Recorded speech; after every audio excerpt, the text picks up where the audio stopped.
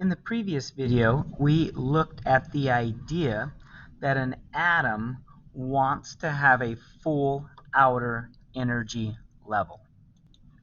And we discussed that energy level number 1 can have a maximum, it's full when there are 2 electrons in energy level number 1.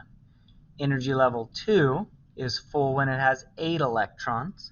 And energy level number 3 is full when it has 8 electrons also. We'll talk more later about energy levels 4 through 7. There are only 7 energy levels because there are only 7 rows on the periodic table. Right now we're just dealing with rows 1, 2, and 3, as well as columns 1A through 8A. We're ignoring this section down here and beyond row 3.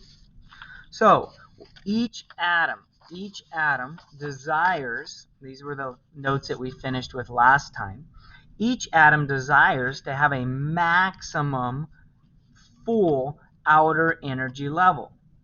So it wants to have as many electrons as can fit in that final energy level.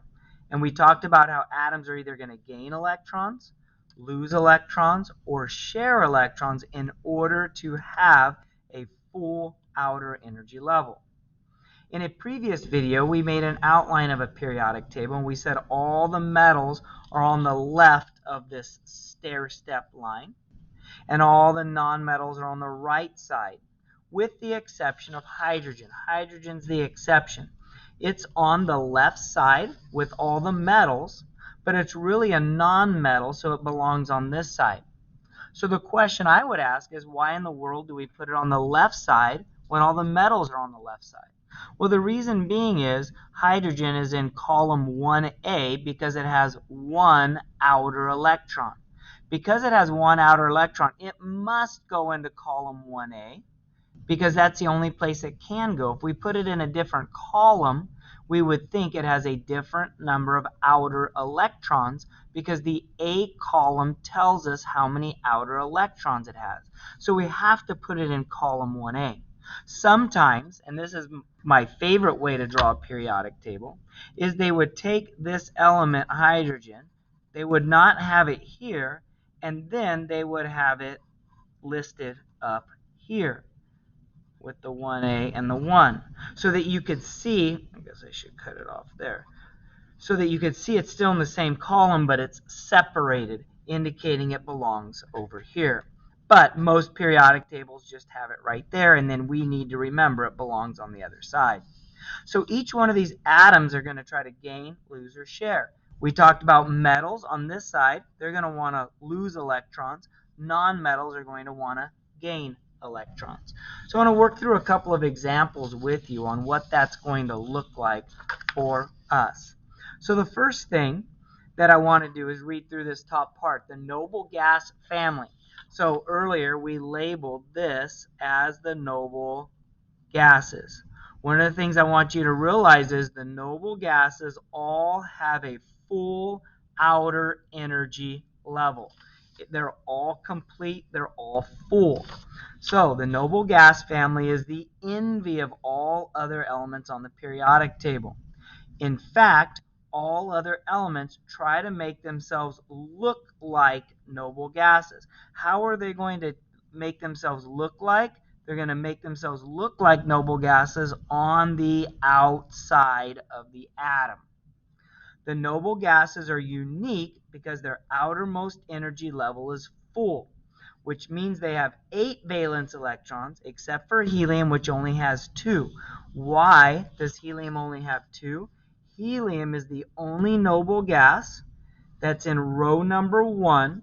And remember, we previously stated energy level 1, or row 1, is full with 2 electrons. So it's completely full. But all these others want 8 outer electrons.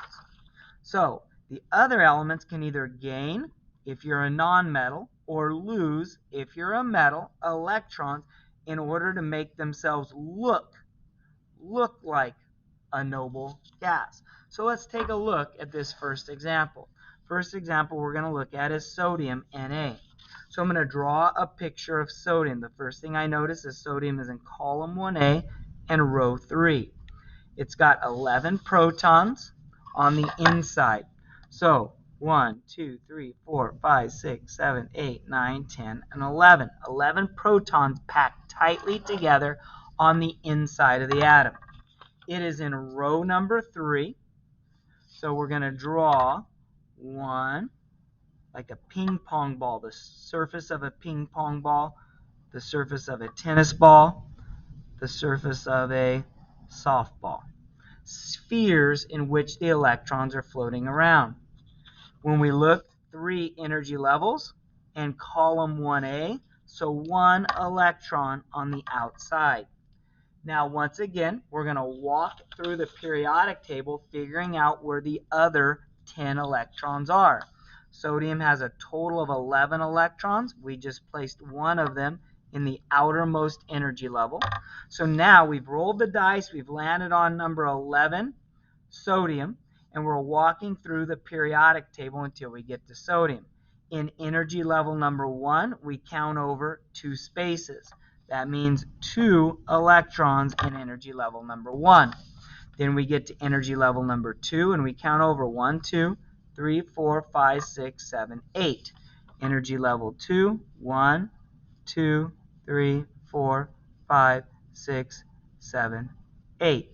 And then finally, in energy level number 3, we count over 1 space, and that is the 1 electron there. There is sodium's 11 electrons. 11 protons in the nucleus, 11 electrons arranged outside the nucleus in the electron cloud. It's got 3 energy levels because it's in row 3. It has 1 outer electron or valence electron because it's in column 1A. Now, what is the charge of a sodium atom?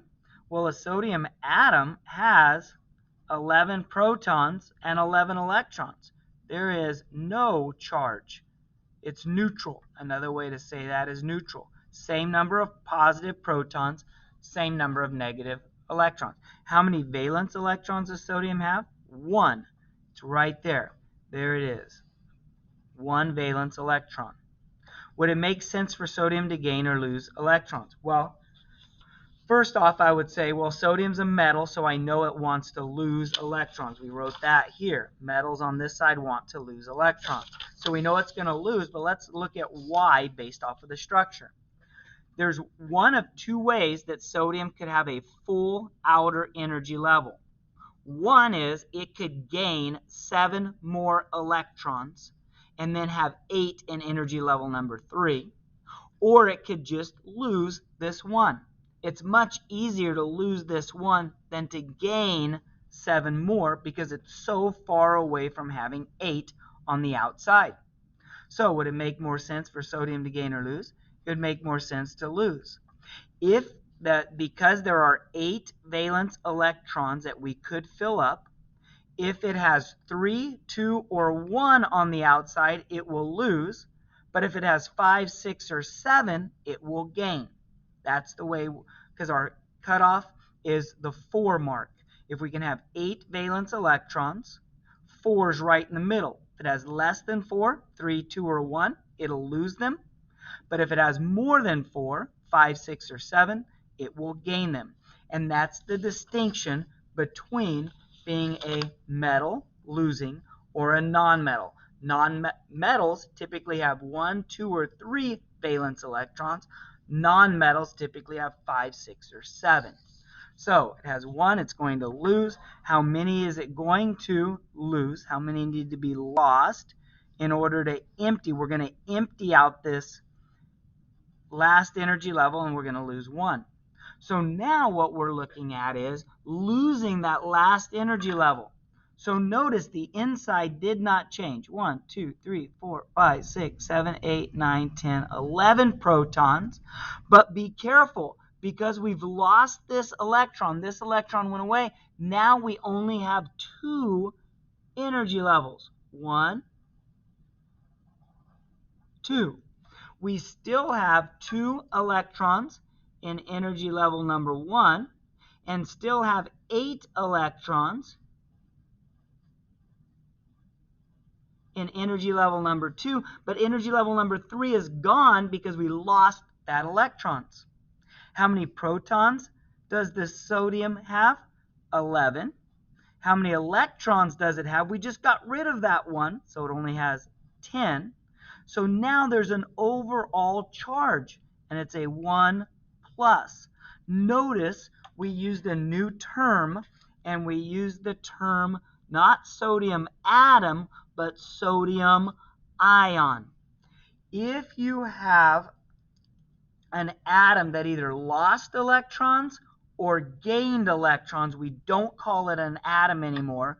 We call it an ion. So this is an important point, that an atom has changed its outside. So we're no longer calling it an atom because it has a different number of protons than electrons. And the whole idea is it's trying to make itself look on the outside like a noble gas. So who did this sodium ion end up looking like?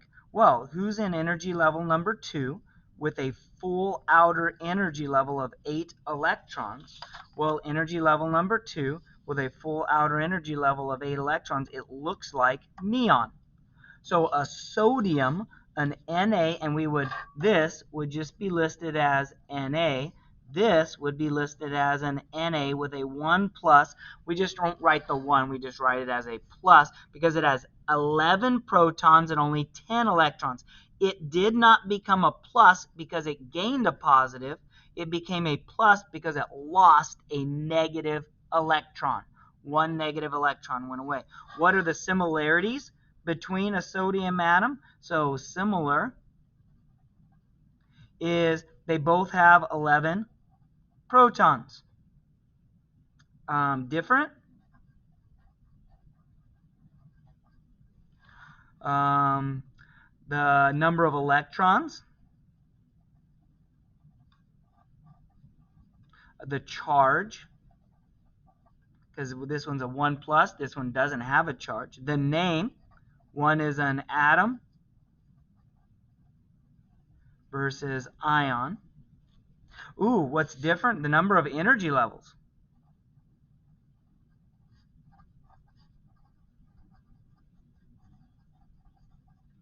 The sodium atom has 3 energy levels.